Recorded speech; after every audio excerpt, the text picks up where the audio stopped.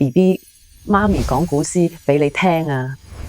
風羅隱，不論平地與山尖，嗡嗡嗡，小蜜蜂飛啊飛，唔理係平地定係山頂，佢都要去。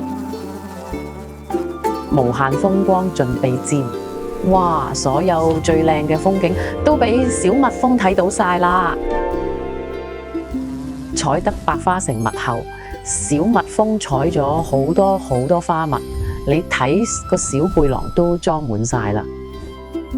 為誰辛苦為誰甜 ？BB 估下，小蜜蜂咁努力係為咗邊個呢？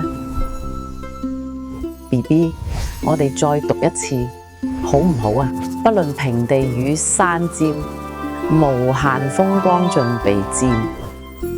採得百花成蜜後，為誰辛苦為誰甜 ？BB， 我哋記住咗未？